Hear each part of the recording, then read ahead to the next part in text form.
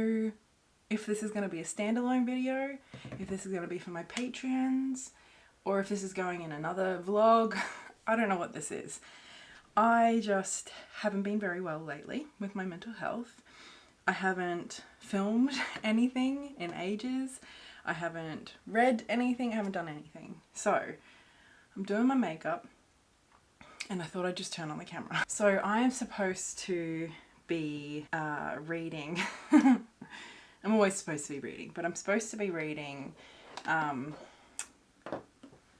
just forgotten what it's called. The Brandon Sanderson book. I was doing really well. I read like most of that book in 3 days, I think, and it's like a chunky book and I'm a slow reader. But then I haven't read anything in, oh God, it's nearly 2 weeks now. I'm also supposed to be reading You Were Born for This, which is the Blossom Book Club book for July, and it is the 8th of July and I haven't started that one, which isn't great, you know? Not just because, you know, like I run a book club so I should read the book, but also because I really enjoy reading along with everybody. We also found out yesterday that Melbourne is going back into lockdown basically, and of course in a way I'm relieved, you know. The numbers were starting to get a bit high again.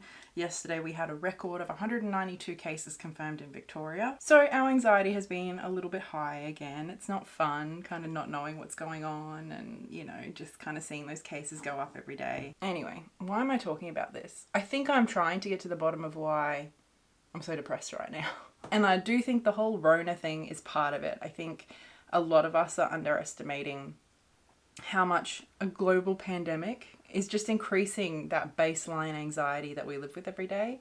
And for those of us who already have a bit of anxiety going on, or just, you know, our resilience is a bit lower or a bit more sensitive, whatever you want to call it, you know, that slight increase in base level anxiety is enough to cause significant mental health issues. And I think a lot of people are underestimating that, and I think sometimes for myself, I do too, so I need reminding of it. I think that looks okay. It's hard to tell. Let me turn some lights on. I hope that's not too bright for you now, but it's a bit easier for me. Yes, I spent way too much on some eyeshadow recently. Please don't judge me, I'm not in the mood. Honestly, I say way too much, and it is. But this is the best eyeshadow I've ever used. Like, I do not regret it. I thought I would, I don't. I've also privated a few of my videos recently. I've done that before. Usually though, it's because they're more personal than I feel like being on my channel anymore. She says in a very personal video. I've privated my 2 most viewed videos. The most viewed by far is the tarot spreads for beginners, or something like basic beginner tarot spreads basically. It has over 200,000 views. Are you kidding me? 200,000. And the reason I privated that video is because it has gotten me a lot of subs in the last year, and YouTube was starting to push it again. And that's lovely. Hi to those of you who found me that way. Those videos are content that I don't really make a lot of anymore. So a lot of people are subscribing to me for that content, and then obviously not watching the content that I currently do upload. And I don't know. It feels like I'm like false advertising my channel. I think part of the other reason I kind of want to talk about this mental health stuff right now is because I've had a few comments, mostly on books that I've reviewed. And this is not just one comment, it's several, and also some messages and stuff. But yeah, mostly on books that I've reviewed. And with Querying the Tarot, with that Christopher Penczak Defense Magic Psychic Protection book, a few others I've reviewed. A lot of my critique of those 2 books has been their discussion and the language that they've used around mental health. I want to talk about that a little bit because it really pisses me off, the sort of language that people are using to criticize my critique of those books. Some people have just disagreed with me. They've read the same book, they've read the same passage, and they haven't interpreted it the same way I have. That's fine. I do hope maybe if you don't have an experience of mental ill health that my sharing of my perspective of those passages has maybe opened you up to a different perspective that is informed by a lived experience that you don't have. But you can still just disagree with me, right? That is not the sort of comments I'm talking about. Instead, the sort of comments I'm talking about are the ones that, to some effect, that I'm only saying what I'm saying because I'm triggered. That something in the book triggered me, and that's the only reason I have the criticism that I do. And so therefore, rather than criticizing the book, I need to do some self-work. It often also comes along with a suggestion that, you know, authors, their responsibility is not to mollycoddle sensitive people like me. Here's the thing though, I'm not triggered. That's an entirely inappropriate use of that word. Am I frustrated? Am I sometimes upset? Yes, totally. But I'm allowed to be those things and still have a valid opinion. Me being a little bit emotional about something that has directly impacted me doesn't invalidate my opinion on the subject. And in fact, the idea that a person with bipolar being a bit emotional about something that impacts her invalidates her opinion is really stigmatized in itself. And the thing is with these books, my argument is not that this language is harmful to me or that it hurt my feelings.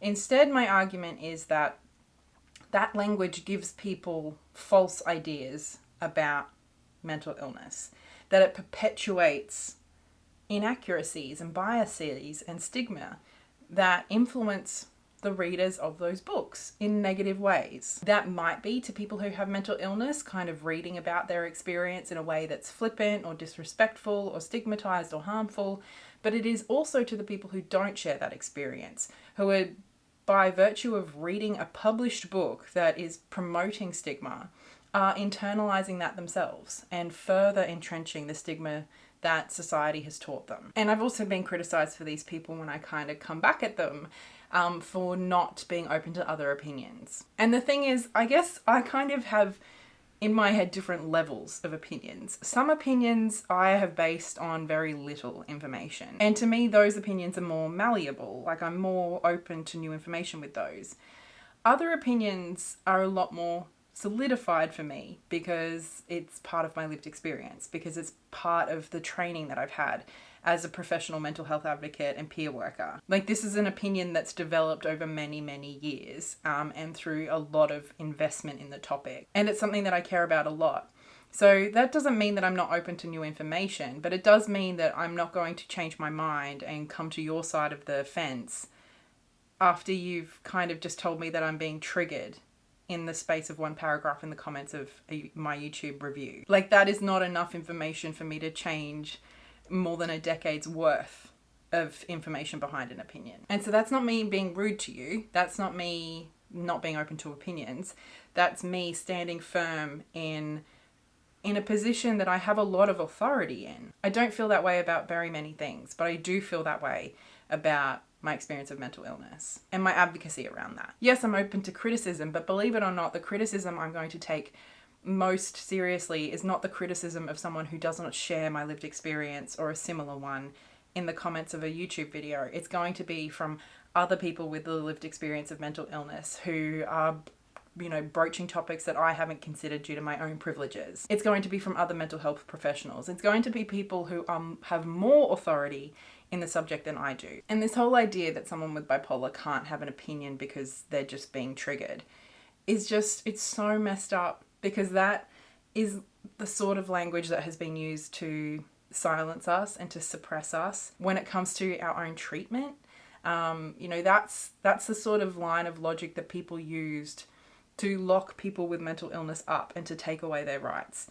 The idea that anything we say is just inherently overly emotional and cannot be logical and cannot be sound. When you tell me that my criticism of a book is just because I'm triggered, you're feeding into that history. The language that's used around mental illness is something I'm hyper aware of because of my lived experience, but also because of my involvement in the industry and because of what I'm passionate about. And that's a perspective that I often feel like is lacking in the book reviews that I see.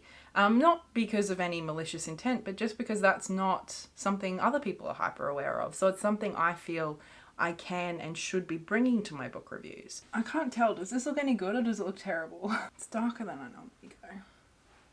Whatever. I guess the ironic thing is that those comments that accuse me of not being open to different opinions are very often veiled thinly or thickly with a lot of stigma themselves. This very stigmatized idea that because maybe I seem a bit frustrated by the language that I'm reading, that means that I'm triggered. And that means that my opinion is not valid because it's just coming from this overly emotional place. And I'm really sick of it. Like, I can be frustrated and upset and angry. I can be emotional about something and still have a valid opinion about it. Yes, sometimes our emotions can cloud our judgment, but our emotions can also be really helpful cues to let us know when something is crossing our boundaries, to let us know when something isn't okay. And I think especially people with bipolar, it's like we're not allowed to be emotional. In my experience, some people, when they know I'm bipolar and I get emotional about anything, it's just evidence to them that I'm unstable, that I'm not reliable, that I can't be trusted. It's like I'm not allowed to have a full, dynamic, like all the colors of the rainbow emotional experience because I'm bipolar. And if I show any level of emotional depth, then it's just because I'm crazy. And that language is like, that sort of idea is so dismissive, and it's something I get a lot. I mean, I've been fired from jobs before when my bosses found out that I'm bipolar. Like, this is like a lived reality of discrimination, because this isn't just theoretical for me, it's my lived reality. So yes, I am more passionate about it than perhaps you want me to be, but that doesn't mean that I don't have valuable insight that you might do well to at least listen to. Whether you end up agreeing with me or not, that's fine. But if I have an experience, an opinion based on that experience that you don't share, maybe it's worth considering that I have something valuable to offer. Okay, let's put some shiny stuff on the lid. What color should we do? That's pretty pink. I sort of want to make it more glittery. Is that ridiculous? I think you can never have too much glitter. I think I'm getting a little carried away. I think I should put the palette down. Honestly, I just have so much fun with these palettes. Like, I know they're expensive and I should regret spending all my money on some makeup, but I don't. Let me put my eyeliner and mascara on. What do you think? Are my eyes crazy or are they amazing? Crazy amazing. Thank you. What do you think? I know I don't have like this sort of setup where I can show you properly. Oh, I should do my lipstick too. Is this too pink for this look? No such thing. I don't even know what I'm going to film. So maybe I just needed to do this. Maybe this is the video that I filmed today, and getting out of bed on time and doing my makeup and filming a video. Maybe that's good enough for today. And sometimes I just have things that I want to talk about, and not like in a sit down proper video where I've like written notes and shit. Sometimes I'm just a little bit annoyed about something that I want to talk about. I don't know. I think it's nearly 6 years since I started my channel, but YouTube was such a big part of my recovery process. It's helped a lot in me feeling like I have something valuable to contribute. Not on every topic, but on some topics. And that sharing that with the people who care and want to listen has been a big part of me rebuilding a sense of identity and a sense of confidence in my place in the world. I still am a little bit confused about how to best approach mental health on this channel. I'm glad that I took the time to reassess my boundaries around that, but I don't want that to silence me entirely. So I'm still kind of navigating how I want to show up when it comes to mental health on this channel. And I'm sure that is a negotiation I'll continue to have with myself for as long as I have a YouTube channel and as long as I'm uploading content. But right now I can't get away from the fact that a big part of my experience is depression and suicidal ideation. And so my focus has to shift inward. That's just part of what it means to survive and continue living with a chronic disability. And YouTube might seem frivolous to a lot of people, or like this shouldn't be a priority for me, but when I'm like this, I really have to kind of pick one or two things that I hold on to. Like, I just have to kind of get back to the basics with a lot of things, but I need to really hold on tight to one or two things that bring me a sense of accomplishment and a sense of joy. And I think right now YouTube is that for me. So I've had to let go of a lot of other things that I can't prioritize right now, but I am prioritizing YouTube for that reason. I hope that makes sense. And I know this will be a weird video to upload, so a lot of people won't watch it, but to those of you who do, thank you. Thanks for hanging out with me. And thank you to my patrons over on Patreon. That support really means a lot to me, and it has enabled me to make some changes on my channel, like getting a camera for the first time ever. And I appreciate everybody over there, regardless of the tier that you've selected. But I always say a big extra special thank you to Tracy Timmerman, Laurie, Lynette Brown and the Hales K for selecting to support me in a pretty significant way, so thank you. I hope you're all well wherever you are in the world, and whatever particular challenges you're facing in your life. Take care, and I will talk to you in the comments if you want to chat to me down there, or in the next video, which will hopefully be sooner rather than later. And until then, much love. Bye.